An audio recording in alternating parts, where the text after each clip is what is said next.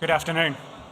Yes, so in the next 10-15 minutes or so, I just want to share some insights from the Cuerden Valley Visitor Centre, which is the first Live and Build and Challenge project. The first Live and Build and Challenge project here in the UK. And I'll also share some other insights around the Live and Build and Challenge.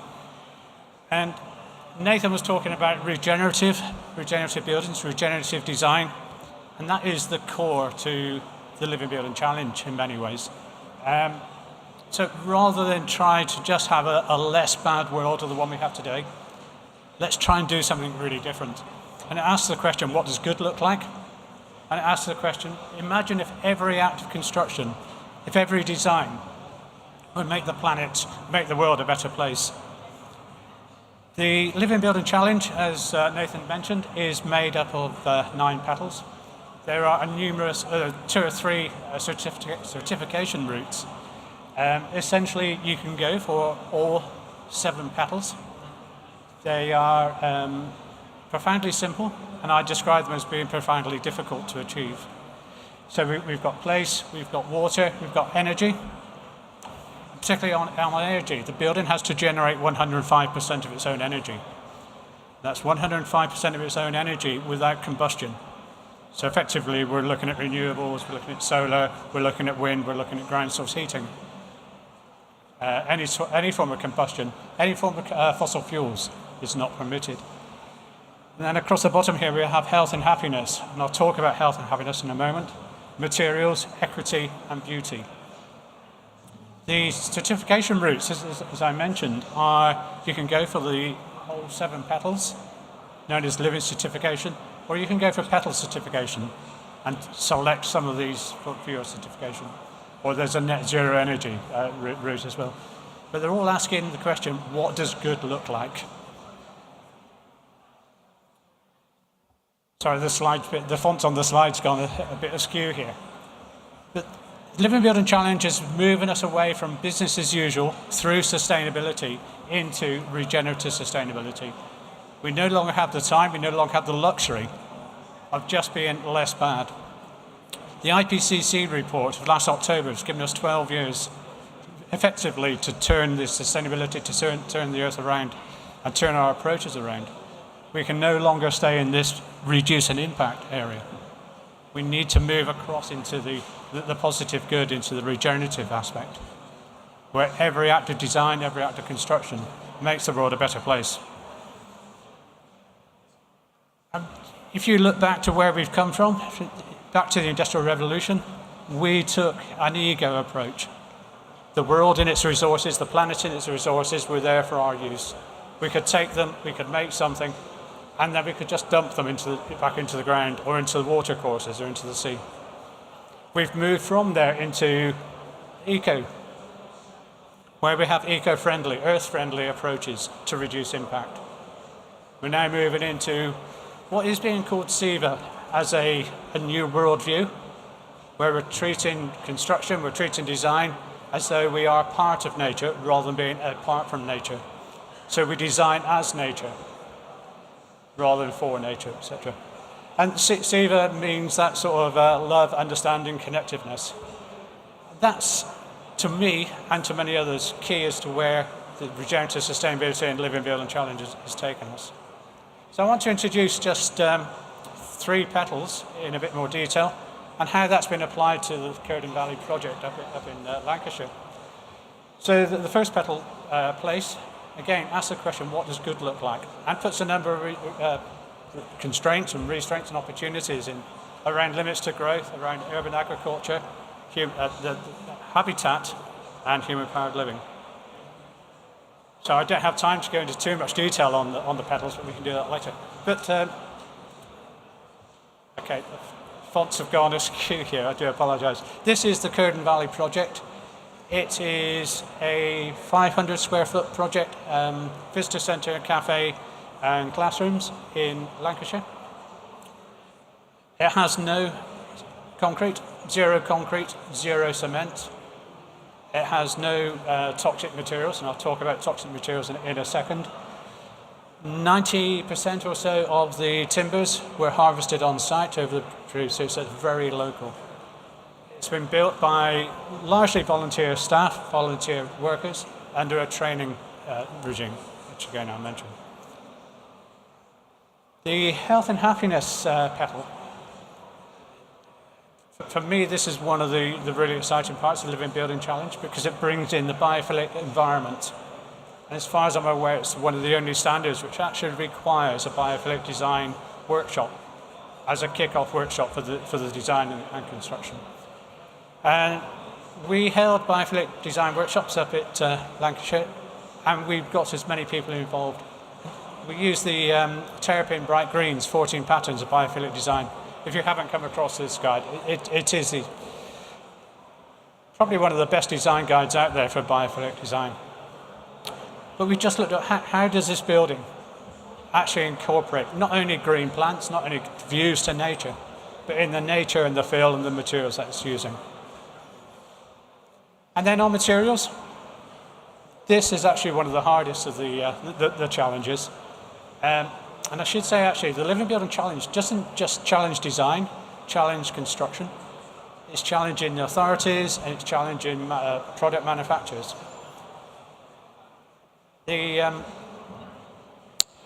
5 imperatives you see here around the red list are around embodied carbon footprint, about being a responsible industry, about having localism, local economy, and about net positive waste.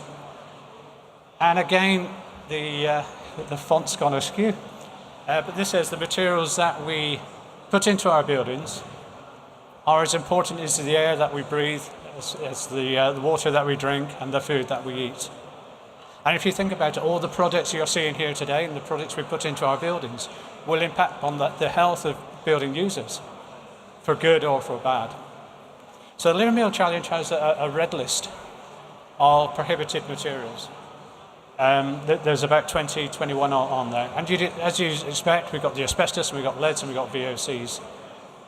But we've also got formaldehyde, we've got phthalates, if that's the right pronunciation, PVCs, etc.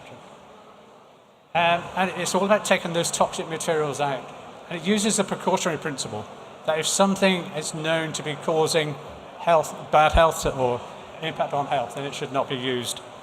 And the way that's verified within Living Building Challenge is through a standard called Declare, which looks at where the materials are coming from, how they're used, and where they go to the end of their life. And really Declare just asks those 3 questions, but it's asking people to declare what's in their product so that others can decide whether to incorporate or not. The Living Building Challenge really gets you to rethink and question carbon. So I think you can just pitch out what I'm talking about there. And maybe we need to rethink our carbon footprint. And it's not just about reducing the fugitive carbon, but it's being regenerative. And it's locking in carbons into our buildings, locking carbon into our products, into the circular economy type of thinking. I should mention that the Cuerden Valley project's got a 150-year design life, and because it's mainly natural materials, straw bale, timber, etc., it has a good zero carbon footprint, negative carbon footprint. And then the last one here is restoring living carbon. We need to put carbon back into the living system through vegetation, through living walls, etc.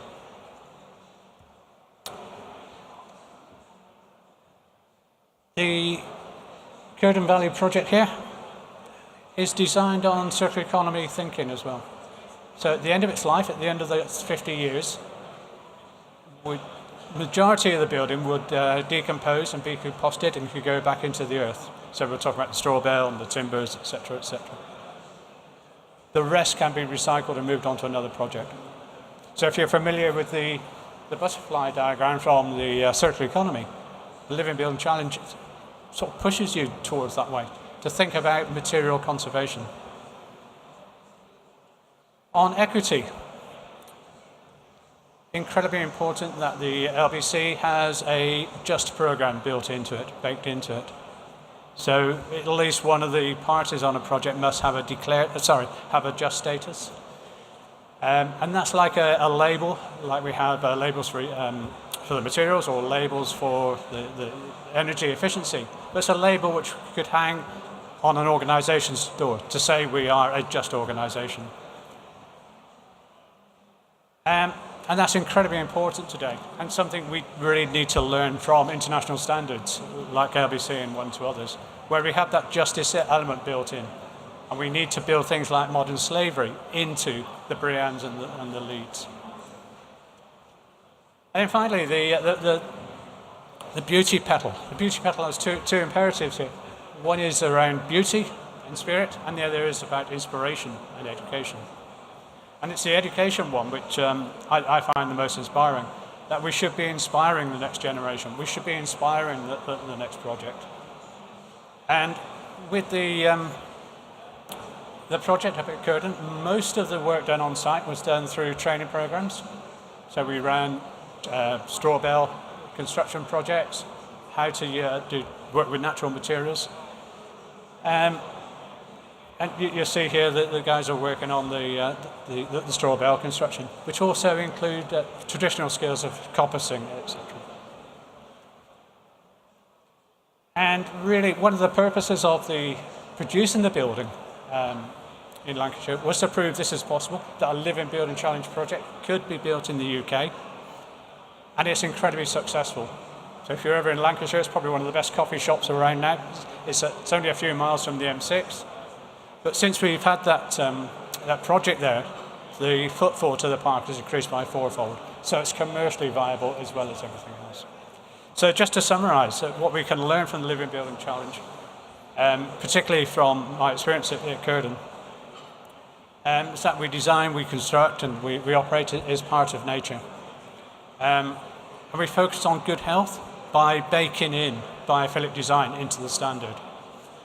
That we use the precautionary principle and we eliminate toxic materials. We have justice, social justice in there, and we educate the next project. But I just want to leave on this final thing. To get certification, you have to demonstrate your design intent over a 12-month continuous period after construction. Otherwise, you don't get the certification. And that's on energy, that's on water usage, air quality, etc. And if all standards have that, then we get rid of performance gap, which is quite an interesting thought. The other aspect of this, it enforces the teams to work collaboratively. You can have the most wonderful design, you can have the world's best builders and great facilities management, but if they don't all work together, you're not going to get a Living Building Challenge certification.